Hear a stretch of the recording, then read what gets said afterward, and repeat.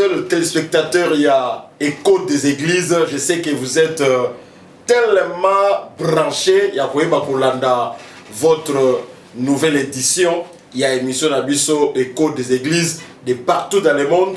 Je salue ma fidèle, il y a États-Unis. Je salue ma fidèle, il y a Europe. Je salue ma fidèle, il y a Afrique, Mobimba. Je salue aussi ma fidèle, il y a Asie. Partout, place Bozali, Bolandaka, Écho des Églises.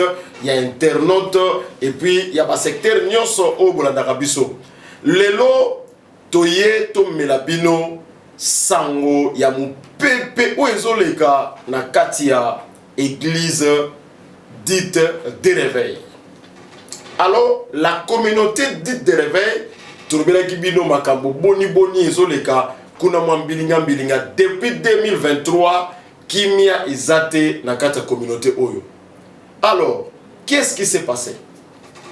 Il s'est passé pendant la semaine, Boyebi Bandeko Zulu, na Bandeko Mususu, Baoute Kosala, émission Moko, Naba père de l'église, Ndenge Bazobenga Bango, archevêque Ejibaya Mambia, archevêque Kankenza, évêque Mukuna, et les autres au Bazalaki, Liboso, ya Baparanganisi Sango, Pona Boeba, Kolobela Makambo Etali, Kotambola Maya communauté na Bango.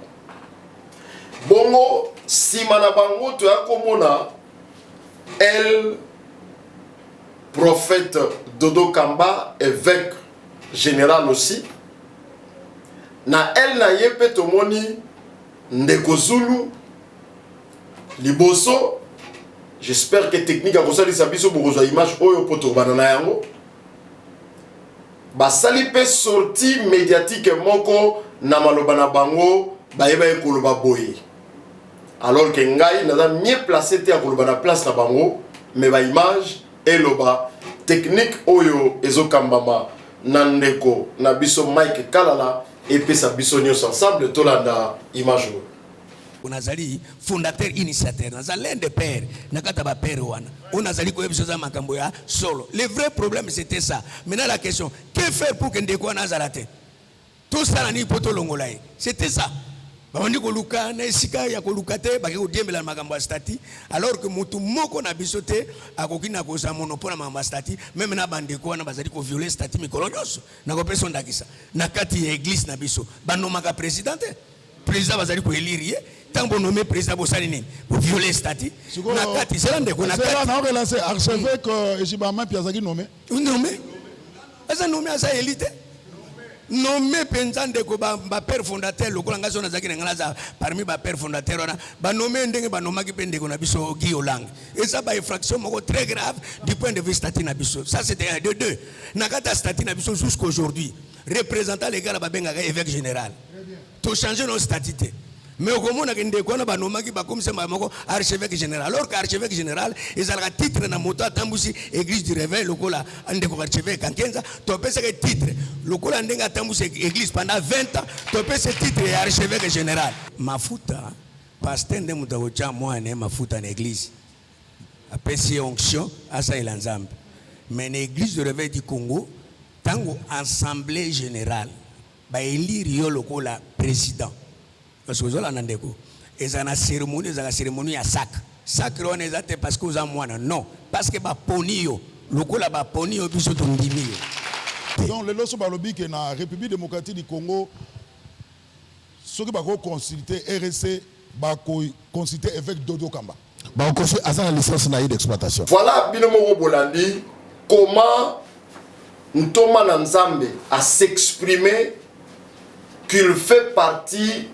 Il y a un père fondateur initié à faire partie kuna. Alors, makamyo salobi nakati et comment qui pe na matoi il y a ngambo ya moko il y a ba fondateur initié oba bengi na kombo ya révérend Bravo. Tolanda ndenge nini a éclairé vérité na ye ndenge nini apesi ba réponse vis-à-vis na makambo oyo to pe na émission oyo to landa pe ndenge nini na pouvoir oyo ya bureau na bango à exclure quelques personnes sima ya évêque Dodo Kamba oyo bayebi koloba makambo na kombo ya RSC. Tolanda tina suka, tu connaîtras la vérité et la vérité vous affranchira. Donc nazali awa pona tina na kusala communication officielle. Communication nazo salango ezali pour permettre la église bayeba que basali na nzambe belé bakomi ko sala trafic d'influence bazo sala makelele bazana katina ba polémique lokola ba politicien mboka nalingi ko répondre directement na batu oyo basalaki émission dernièrement notamment Bishop Mapasa Baolimu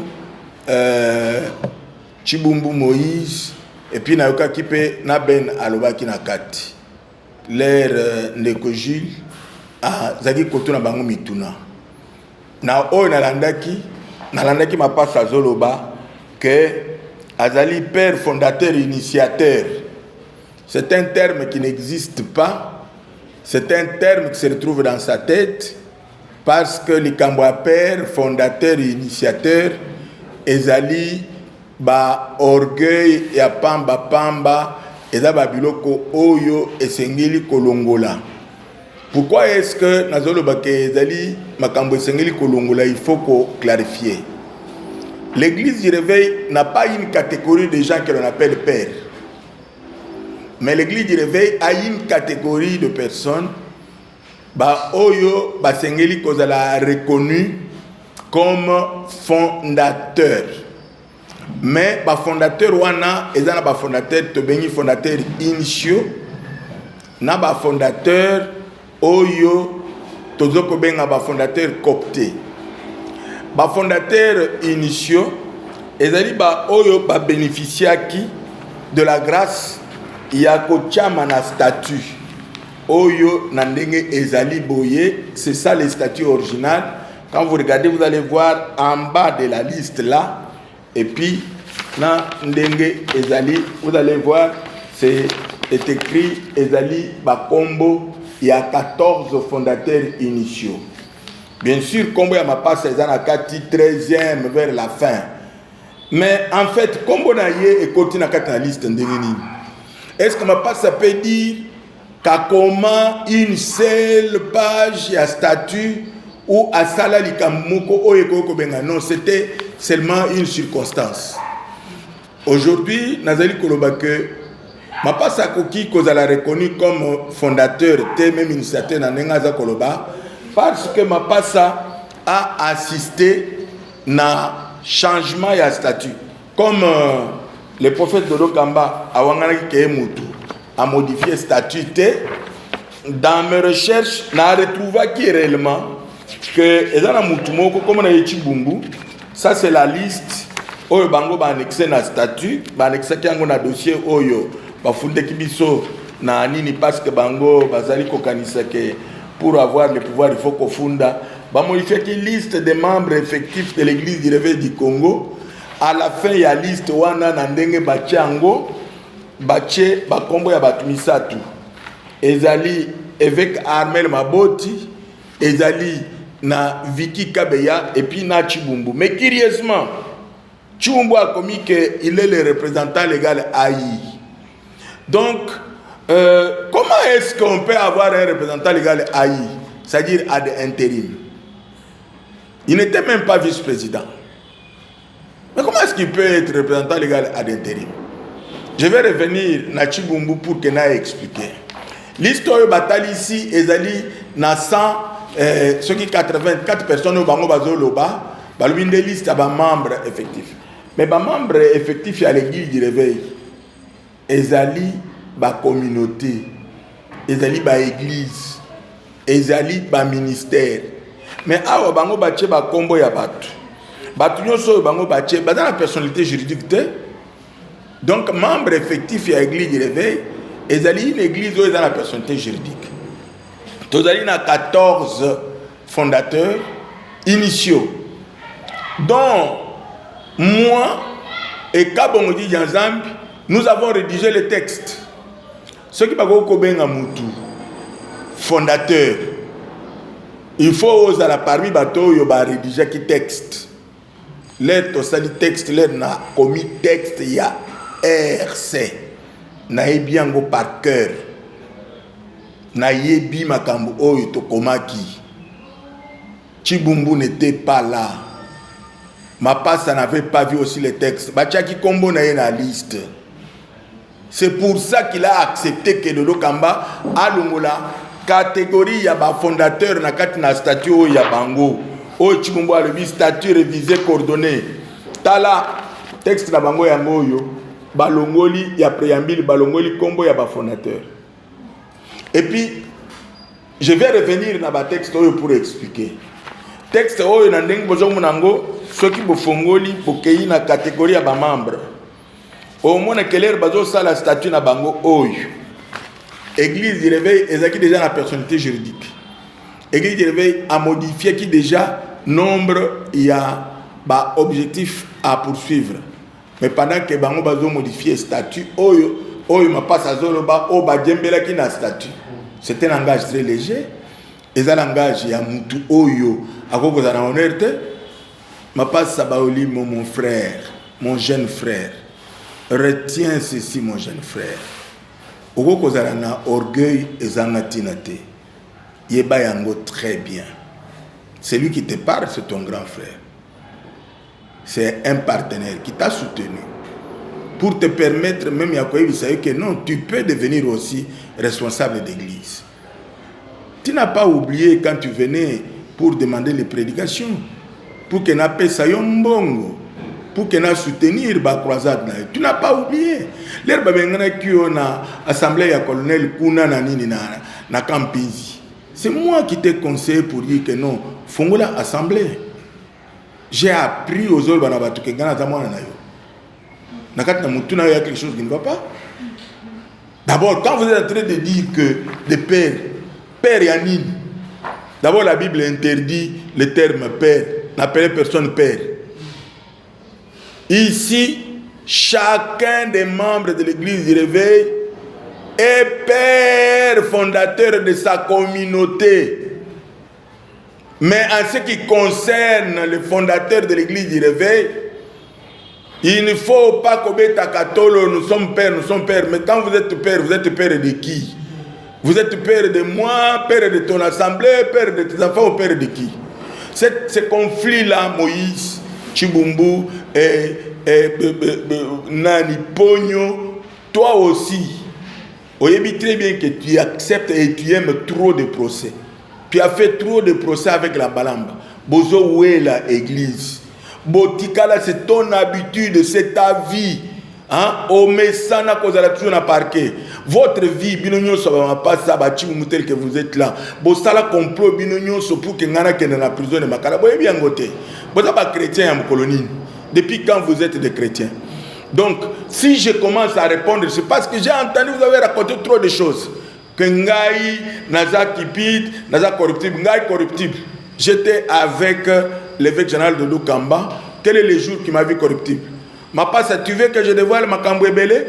L'air Tokenek bien dans la présidence de la République quand nous sommes revenus, au moment où l'évêque Dodo avait demandé que beau contribuer pour que amortir ma charge. Ma passe, tu n'as même pas sorti un seul écouta.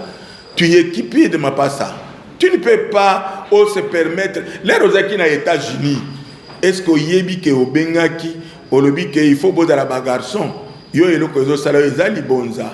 Libonza oyo prophète Dodo na motema na ye akabeli yo pona kosunga yo la mariage ya mwana pona kosunga na ba voyage ya poto ya aux États-Unis pona kosunga yo na makambo peut-être ya lopango sengeli kosomba bino nyonso. Vous êtes resté là parce que il vous a donné de l'argent. Je ne vais pas dire qu'il vous a acheté, mais vous êtes là parce que bino nyonso boza ko critiquer bino nyonso boza lo makambo Vous n'avez jamais été d'accord avec le statut. Statut Oyo, je vais vous montrer le détail.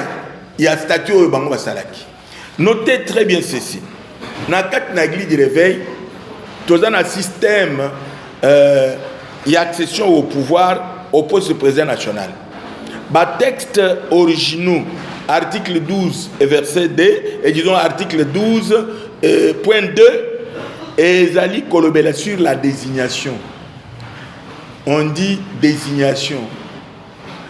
Et l'élection à l'église du réveil depuis 20 ans n'a jamais été une élection compétition. Les prophètes de l'Okamba savent très bien qu'en 2008, pendant que on faisait les élections, le vote, suffrage et pas général Sony, au moment où il a constaté qu'il n'y avait pas de candidat. Tu te rappelles le prophète Obima Oloba, ah, vieux, Ezaboye. Que nous sommes une église, nous ne pouvons pas opposer les gens. Et quand maintenant, l'archevêque Kankenza voulait partir, il a désigné le général Sony en disant dauphin. Parce que Joseph Kabila avait un dauphin. Comme Batebele, Bamesana. Et puis, j'avais porté plainte contre Bango, la ministère de la Justice. Il ne faut pas que ça.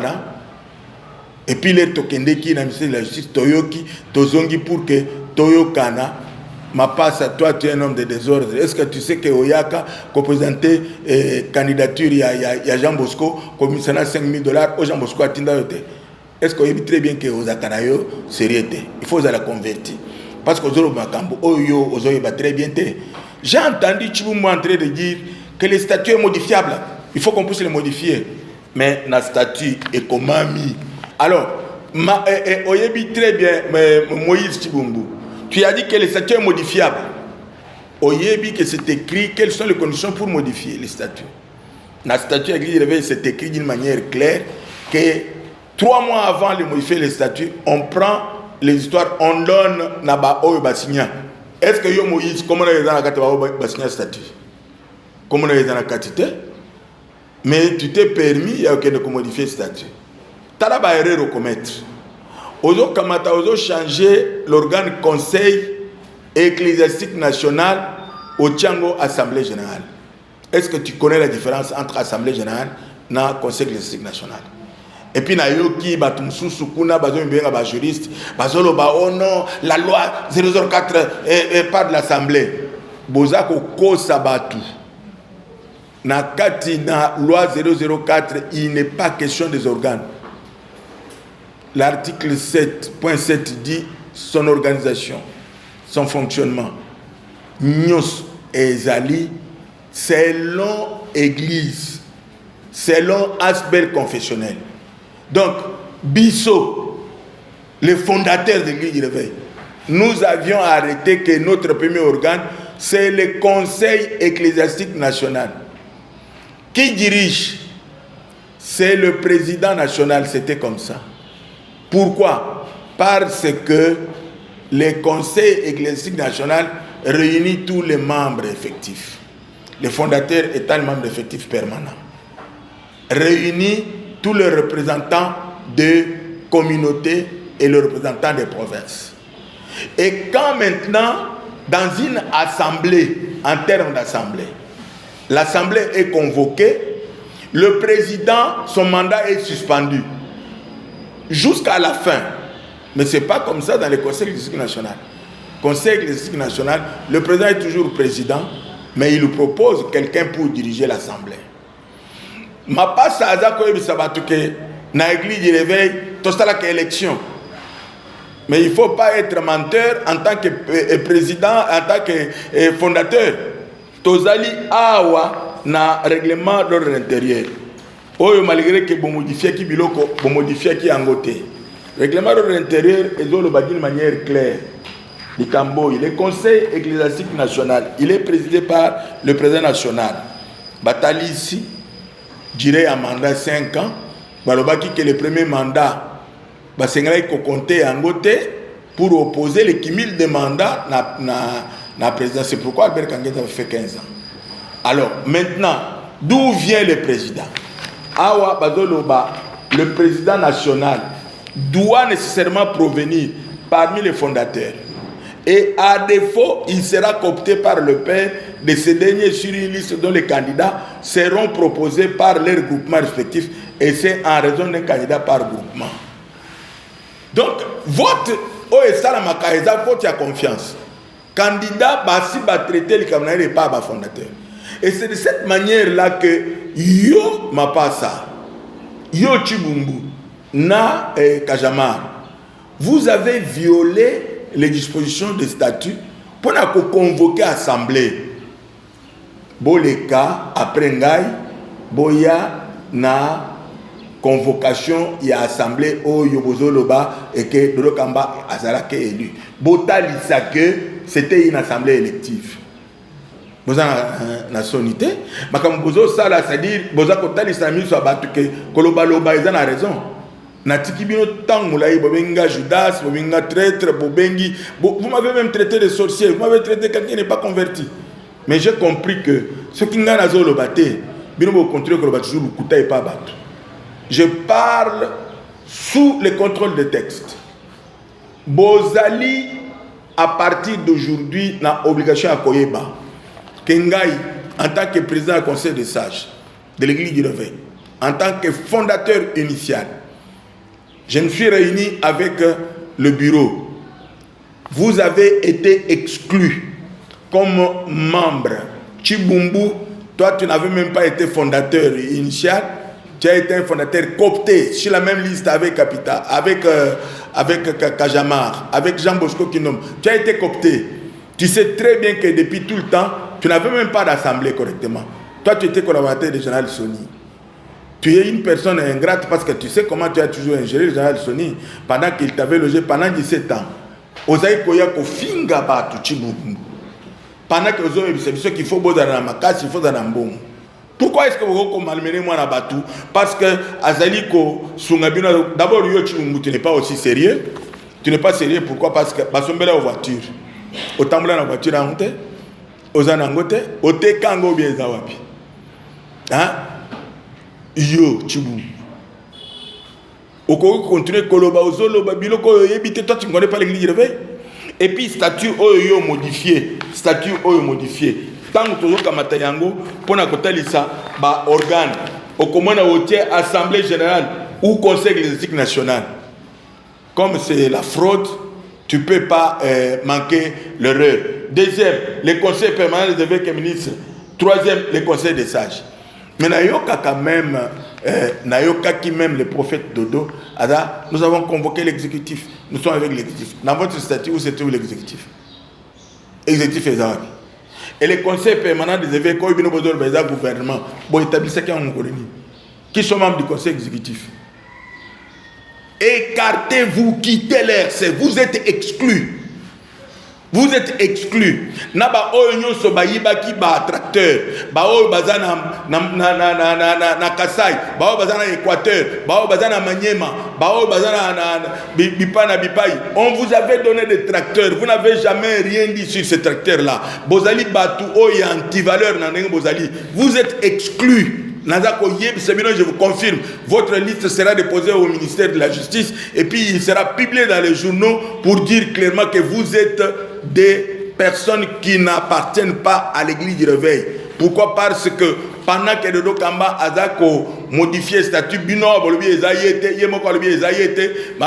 on regarde, vous pouvez vous permettre de modifier même la liste, une liste qui existe, pour refaire liste et puis Chibumbu se permet de tous les courages.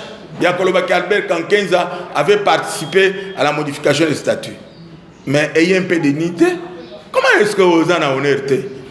Le problème que nous avons ici, c'est que Dodo Kamba a été démis de ses fonctions. Il a été destitué. Dodo Kamba le sait. Vous tous, vous le savez. Depuis le 4 décembre, Dodo Kamba le sait, il y a eu un arrêté qui a abrogé ton faux arrêté, le numéro 19. Je l'appelle faux arrêté pourquoi? Parce que dans cet arrêté-là, il y a l'arrêté 261 de Haut Conseil. Et ensuite, le PV qui a été approuvé avait 11 personnes, mais vous avez un comité de 5 personnes. La personne qui a signé, c'est une personne qui n'a jamais fait l'intérim. Est-ce que vous pouvez nous expliquer l'irrégularité de les autres? Et arrêté, ils ont été abrogés depuis les 4.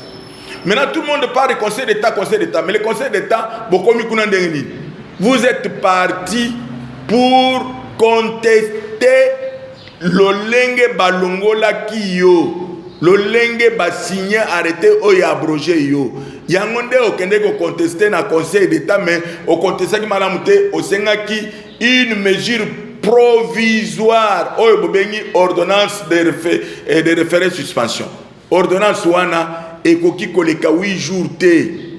Il faut que le fondamental, c'est-à-dire la requête fondamentale, c'est-à-dire l'annulation, il y a arrêté, que ça soit traité. Tu n'as jamais démontré pourquoi on doit annuler l'arrêté.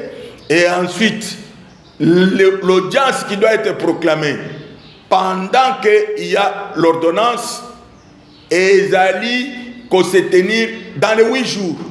Et dès que les 8 jours sont passés, l'audience qui se tient, on doit rendre le jugement, on doit donner le prononcé dans 48 heures. Ça, c'est l'article 282 et 283. Il y a loi organique, il y a Conseil d'État. Donc, pendant que Bino, Bozaliko continue dans l'Ukuta et pas battu, j'informe à la nation tout entière et à l'Église que Dodo Kamba ne fait plus partie des dirigeants de l'Église réveil. Il a été destitué. L'arrêté 422 a abrogé l'arrêté 19. Soyez sérieux. Vous ne pouvez pas continuer de mentir les gens. Ou vous mentez en vous-même. Vous savez très bien que vous ne pouvez pas le faire. Vous avez poussé à l'erreur. Pour que ne comporter plainte, vous avez un mandat, vous croyez que tout le monde peut se rabaisser tel que vous êtes en train de faire là? Vous allez sous la légèreté, au tala, na audience à présidence. Est-ce que vous ne savez pas que on vous a sorti de la salle? C'était une honte. Toi qui as de l'honneur, comment est-ce que tu peux te permettre de se faire chasser de la salle? Et puis tu racontes aux gens que non, Moutoukana Sombeli, bravo, et et puis bravo, et puis dès que vous êtes en train de raconter aux gens, nous parlons avec lui tous les jours, c'est un traître. Sachez très bien que je ne peux pas prononcer des paroles de malédiction contre vous, mais vous êtes en train de parler avec une personne digne, honorable, qui se respecte. Donc, moi, bravo Jacques Martin. Vous m'avez traité d'un expert qui n'est pas... Non. Je ne suis pas expert par l'Église du Réveil. J'ai de l'expertise reconnue par le ministre d'État au ministère du Travail.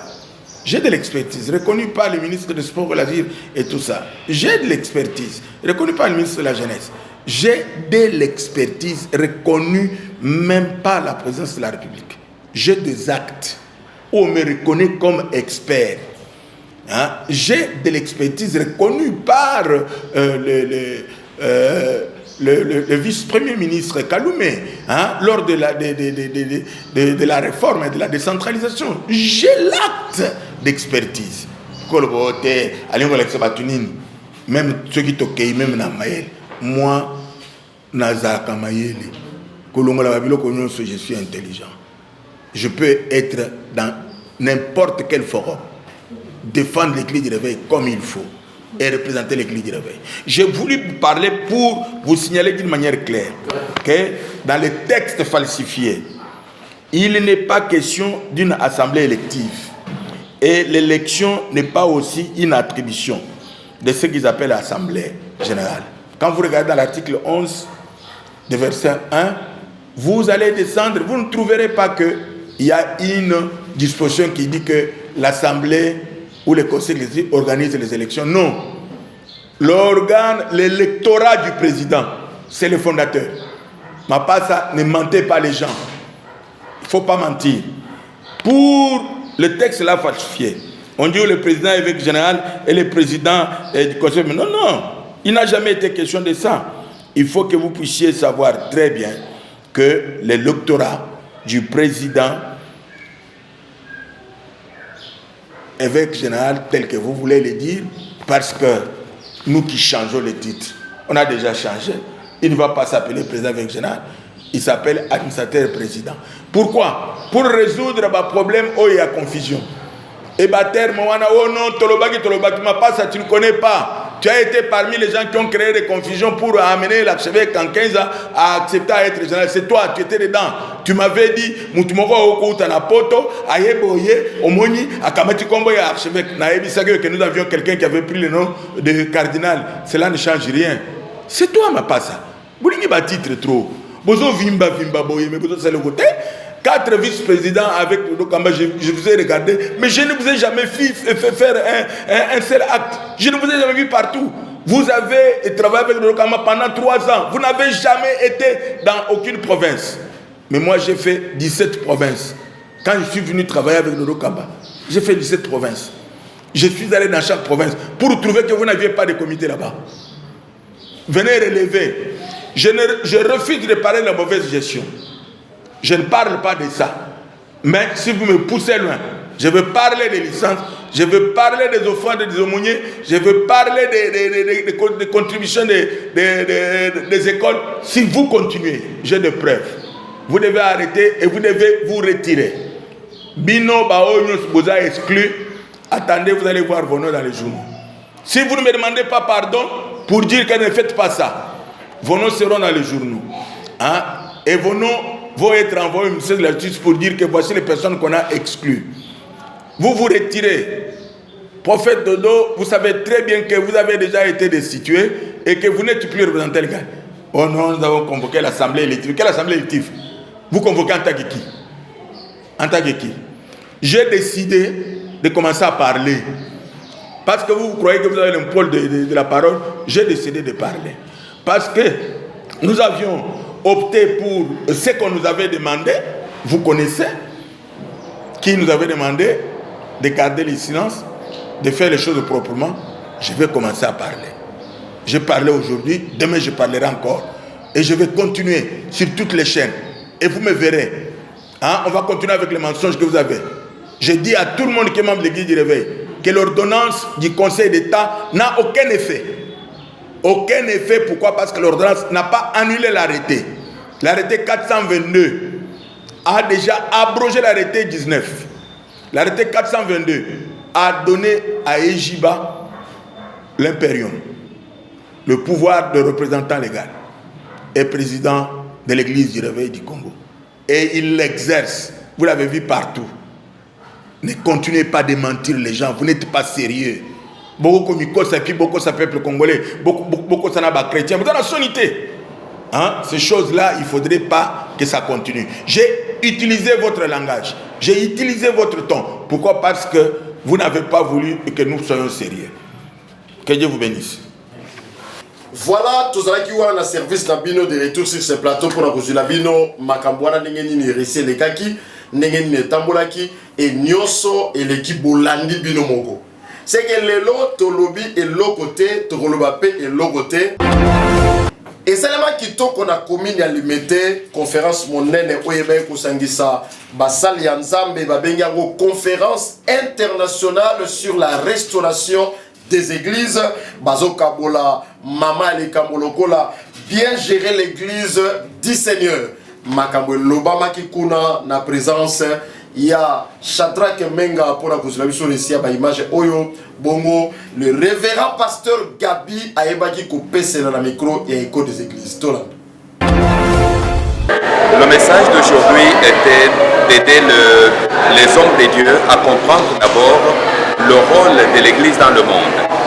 Puisque quand on ne comprend pas le rôle de l'église dans le monde, on va faire n'importe quoi et on ne saura pas bien gérer l'église du Seigneur. Et le deuxième orateur a pu parler maintenant toujours des fondements. Puisque parmi les fondements ou les messages qui sont mal interprétés, qui sont mal exploités aujourd'hui, qui font maintenant que l'Église perde sa position et même sa place, c'est la compréhension maintenant du message sur la doctrine de baptême, la doctrine de la sanctification et la doctrine de la séparation avec les œuvres mortes. Ce sont les deux sujets ou les deux thèmes qui ont été développés et qui sont pratiquement d'actualité au milieu de nous. La réception était bonne puisque nous avons vu, nous comprenons que le message est bien passé ou n'est pas mal compris. Quand nous regardons l'attitude d'abord des hommes de Dieu et nous regardons maintenant la réciprocité, c'est-à-dire nous voyons la façon que les gens réagissent ou posent des questions. C'est là que nous comprenons que les gens ont bien compris le message ou n'ont rien compris. Mais en voyant les questions qui ont été posées, nous voyons qu'effectivement les gens ont compris, c'est comme ça qu'ils ont réagi face à ce qui était dit. La journée de demain, comme nous avons le fardeau de la restauration de l'Église du Seigneur, et il faut qu'on sache bien gérer l'Église. C'est notre préoccupation et notre souhait. Et que le plus grand nombre d'hommes de Dieu puissent être là afin de comprendre pour que nous puissions nous impliquer tous dans la restauration de l'Église du Seigneur. Merci, que Dieu vous bénisse. Mais, à vous, nos téléspectateurs,